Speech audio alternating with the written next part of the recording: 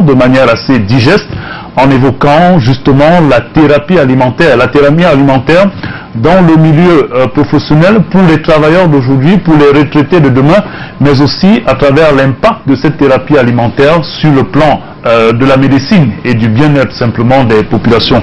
Et nous en parlons donc avec un auteur, il est psychosociologue, mais il est aussi justement un spécialiste de la thérapie alimentaire, Monsieur Blaise Antoine Woudileo, qui est avec nous dans ce studio. Merci d'avoir répondu à notre sollicitation. Merci de m'avoir invité. Alors, vous êtes l'auteur de l'ouvrage intitulé « C'est un recueil santé en milieu tropical, grandi et vieilli dans la beauté ». Et lorsque nous avons eu l'occasion de parcourir votre production, nous nous sommes intéressés justement à l'aspect qui concerne justement les travailleurs qui étaient en exergue tout au long de la semaine qui s'est achevée. Ces travailleurs-là, toujours aussi au charbon, n'est-ce pas, dépensant beaucoup d'énergie.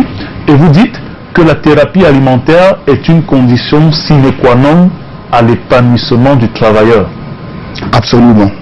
Et en quoi est-ce que cela impacte justement l'épanouissement du travailleur? Bon, je vais paraphraser l'homme de tous les temps.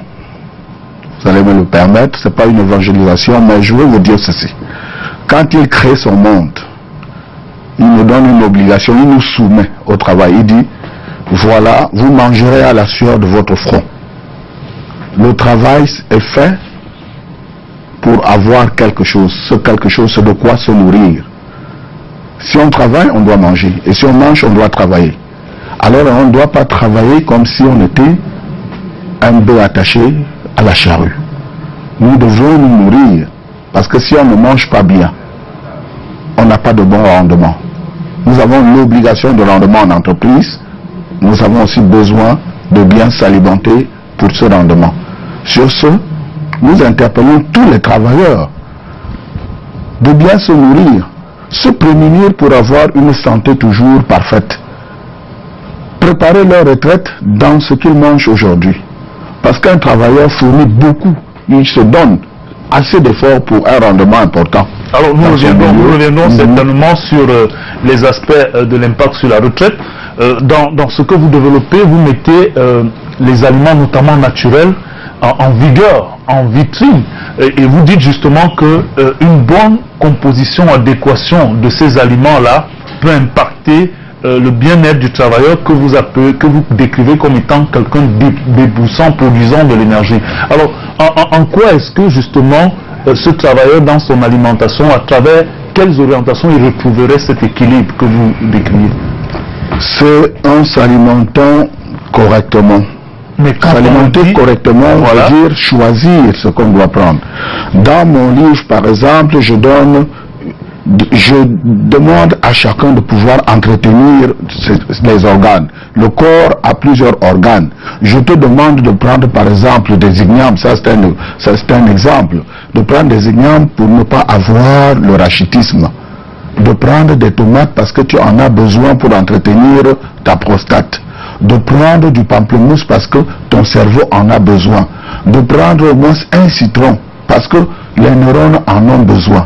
Et il faut aussi penser à manger de la carotte parce que tes yeux en ont besoin.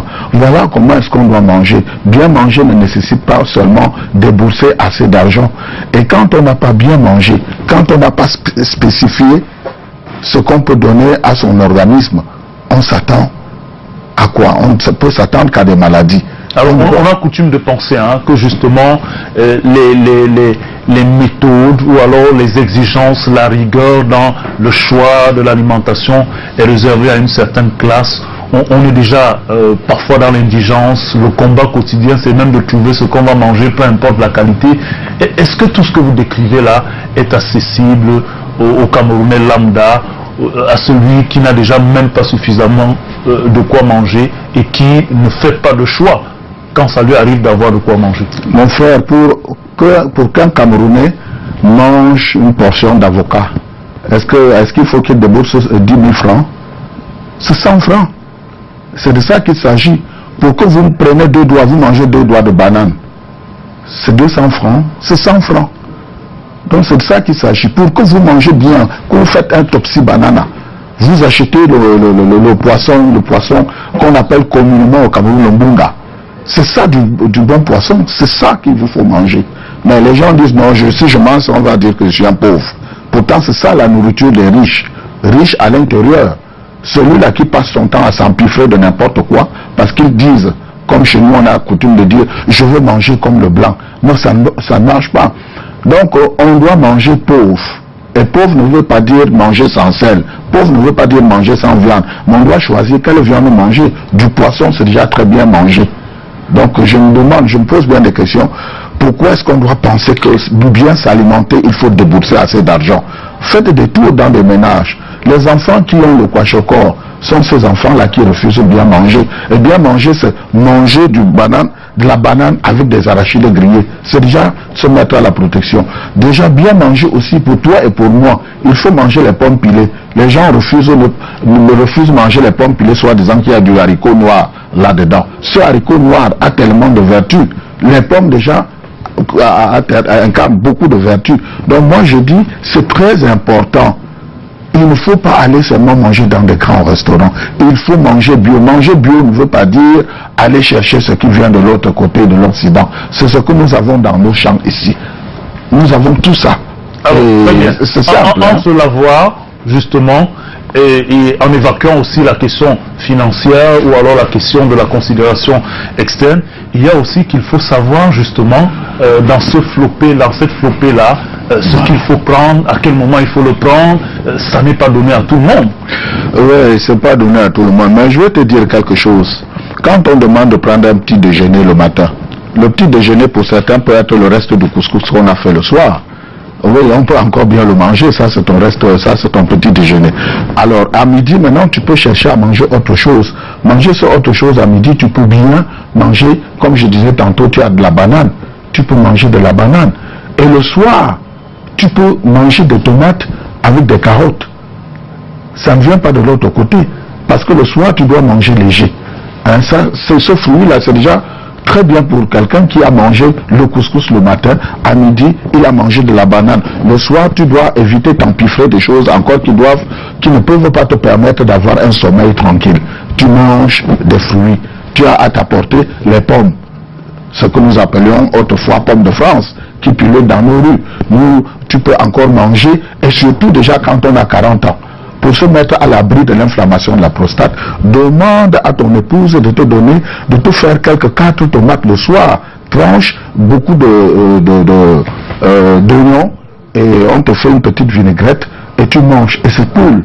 Un bout de pain, c'est tranquille. Très bien. Seulement tu es en train de te traiter, mais tu es en train de mieux manger. Très bien. Alors vous avez évoqué justement le mot qui va nous permettre de rentrer dans la dernière phase de cet échange. La médecine, la thérapie. Lorsque vous évoquez justement la propension d'une bonne alimentation, d'une bonne thérapie à assurer justement la retraite ou les conditions de vie de retraite de ceux qui s'alimentent bien, mais aussi à impacter la santé de ceux qui sont souvent victimes d'un certain nombre de maux avec le poids de l'âge. Bon, mon frère, pour un travailleur, je vais aller terre à terre, pour un travailleur, une personne qui travaille dans une entreprise de la place, il n'a pas l'obligation de manger et de boire. Je ne parle pas de boire de l'eau parce que là c'est l'hydrothérapie. Quand on parle de l'hydrothérapie, ce n'est pas tout ce qui est dans l'hydrothérapie, c'est l'eau. C'est pas la boisson, c'est pas le jus. Pour quelqu'un qui voudrait avoir une santé importante après qu'il ait fini de travailler, il doit éviter de s'empiffrer de n'importe quoi.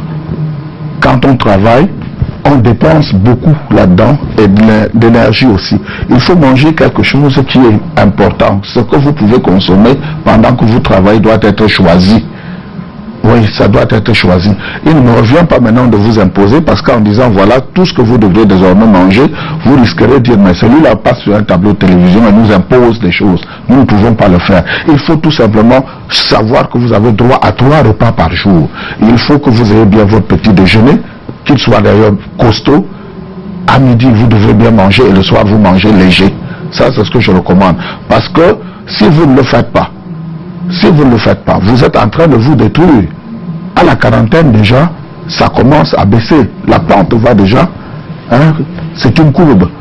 Alors, à mon âge, si vous ne vous êtes pas suffisamment nourri, si vous avez jonglé dans votre alimentation, ou si vous avez mangé des bouts de pain avec les arrachés, les grillés à midi, vous vous attendez à quoi quand vous aurez mon âge? Vous serez tout simplement fatigué. Par contre, si vous mangez pauvre, mais bien, matin, midi et soir, soyez-en sûrs qu'à 60 ans, vous vous porterez encore toujours bien parce que vous avez passé tout le temps à vous prémunir. Vous êtes traité. Vous êtes traité. Parce que manger, c'est se traiter. Alors vous évoquez, et ça c'est pour sortir, vous évoquez justement un certain nombre on a envie de dire, de pathologies qui sont de manière naturelle traitées par la qualité de l'alimentation. Absolument. Absolument, est vrai. Vous avez parler un peu des enfants ou des adultes qui sont régulièrement à l'hôpital général parce qu'ils ont l'insuffisance rénale. Ça se prévient. Vous voyez dans des carrefours des gars, des cultivateurs qui ont versé assez de pastèques. À votre passage, vous les regardez comme si c'était des vendus. Non, arrêtez-vous acheter ces pastèques. C'est grâce à ces pastèques que vous pouvez prévenir l'insuffisance rénale. Oui, vous devriez les manger. C'est grâce aux bananes mûres que vous pouvez prévenir certains maux. Et surtout, vous devez contrôler votre cerveau, les neurones. Mangez assez de bananes. Je parlais tantôt là de la tomate. Combien de fois vous faites des sauces au soja dans votre maison? 0 fois. Et vous entendez les femmes dire là dehors, oh ma fille a les myomes, moi-même j'ai eu les myomes, j'ai eu le cancer de sein, j'ai eu le cancer de côlon. C'est de ça qu'il s'agit. Nous devrons manger de soja. Mangeons suffisamment de soja pour nous mettre à l'abri de tous ces maux-là. Et ça c'est sérieux, c'est sûr. Vous vous traitez à partir de tout ce que vous consommez. C'est de ça qu'il s'agit. Et c'est pour cela que j'ai écrit ce livre qui sera dédicacé demain au Parcours Vita.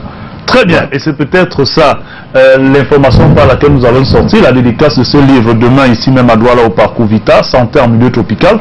Ce qui nous a surtout intéressé dans cet ouvrage, c'est les solutions que vous apportez ou que vous proposez à nos compatriotes sur justement la thérapie face ou alors la prévention face à un certain nombre de pathologies. Vous avez évoqué les cas comme justement l'insuffisance rénale qui fait beaucoup de dégâts. En tout cas, merci de nous avoir donné ces indications. Merci d'avoir accepté notre sollicitation. Docteur Blaise Antoine Wodileo, il faut surtout rappeler que vous êtes psychosociologue, mais vous êtes aussi un expert en thérapie alimentaire. Merci d'avoir été là pour cette auto-édition de Un Jour les Amis. C'est moi qui vous remercie. Voilà. Merci bien. Nous allons donc retourner l'antenne à toute la grande équipe de nous chez vous à Yaoundé, Francis Laplage et tous les acolytes de ce côté-là, Big Benjo, et je ne vais pas faire de jaloux en tout cas aujourd'hui. Je vous souhaite un excellent week-end. S'il plaît à Dieu, nous serons là pour une autre édition de Un Jour un événement lundi.